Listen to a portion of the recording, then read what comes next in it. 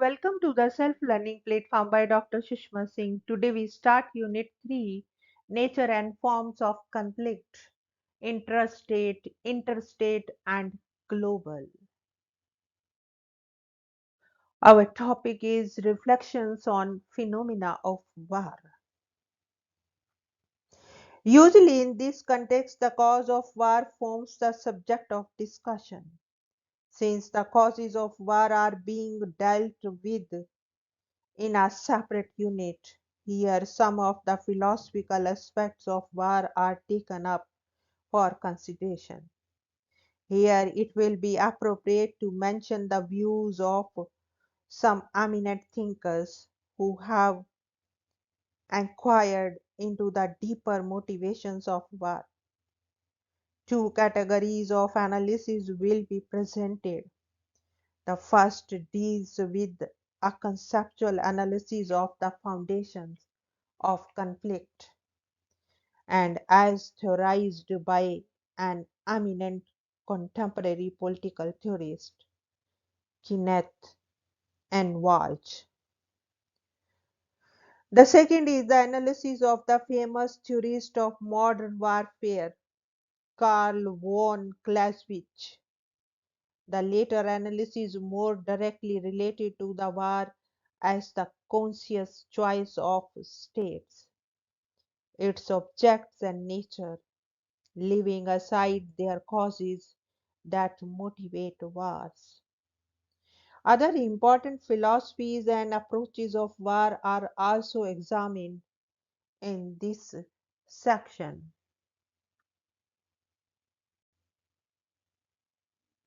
Next topic is Walsh analysis of war.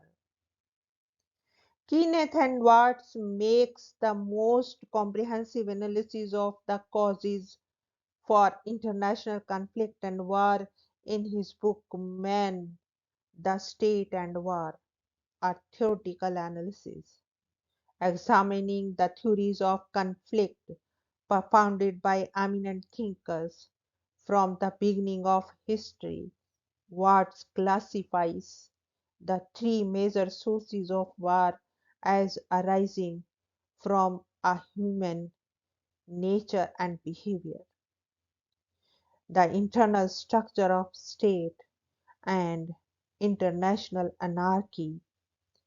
He describes these three factors as three images of international relations behavior. First is human nature and behavior. According to the first image of international relations, the focus of the important causes of war is found in the nature and behavior of humans. Wars result from selfishness, from misdirected aggravative impulses, from stupidity.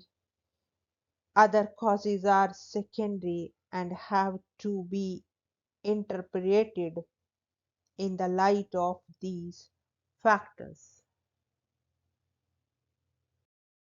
The second is the internal structure of states. It is society that is degrading force in men's lives, but it is the moralizing agency as well. This image concedes that while human nature has a lot to do with conflict, it is the very nature of the organization of people into a society that introduces the more critical element of collective will that makes conflict more manifest. Thus, the second source of conflict is the internal character of the state, the public beliefs and practices, opinions and expectations, political systems, and institutions of government that frame human behavior. Watts illustrates the points thus: the state plagued by internal strife may then, instead of working for the accidental attack, seek the war that will bring internal peace. What is to be noted here is that intra-societal conflict is sought to be resolved or diverted by resorting to intersocietal conflict. Third is international anarchy. If the structure of the state and its system of governance shapes human behavior, then the structure of the international system must also shape state behavior. With many sovereign states with no system of law enforceable among them, with each state judging its grievances and ambition according to the dictates of its own reason or desire. Conflict, sometimes leading to war, is bound to occur because each state is the final judge of what is necessary for its own cause. Any state may at any time use force to implement its policies because any state may at any time use force. All states must constantly be ready either to counter force with force or to pay the cost of weakness. The requirements of state action are, in this view, imposed by the circumstances in which all states exist.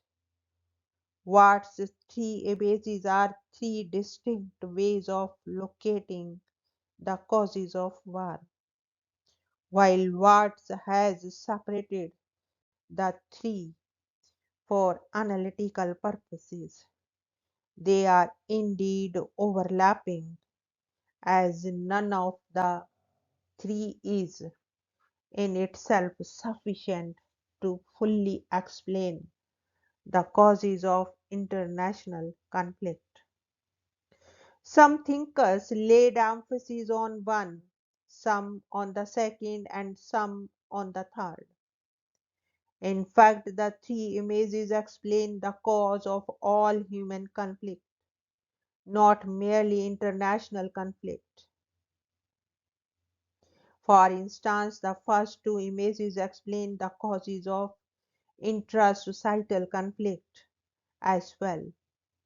The innate aggressiveness of human nature combines with the nature of the organization of society, the latter of which may itself be considered as a product of human nature, contributes to the external manifestation of conflict. The third image, international anarchy, can be considered to be the immediate cause of international conflict.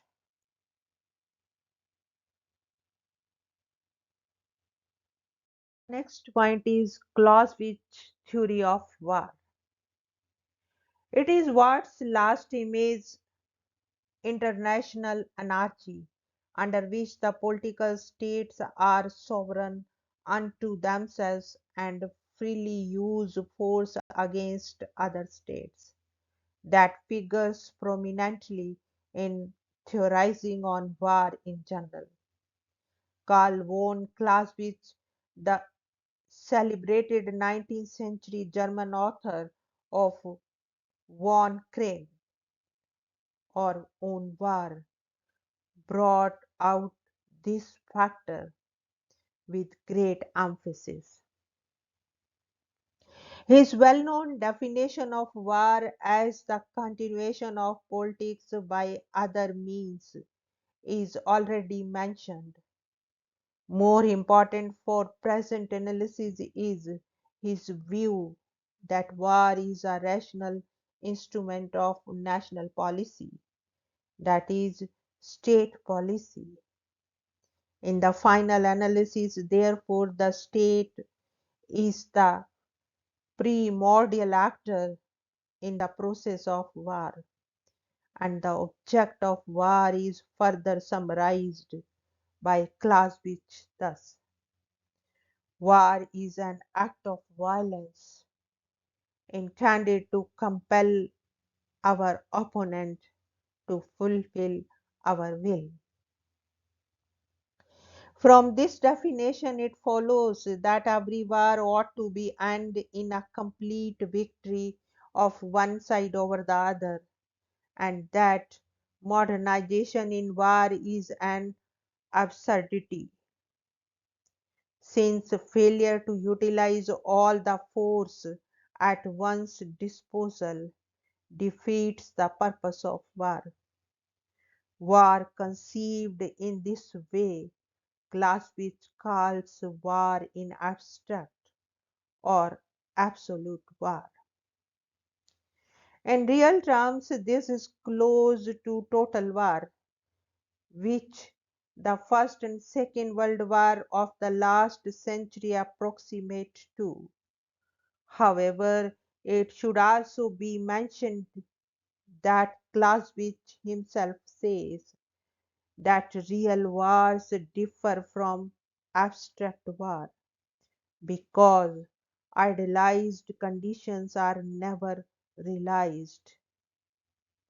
So, in real experience, there is always the discrepancy between real wars and idealized mechanical processes of wars. Here we want to wind up this lecture. Thank you so much for your attention.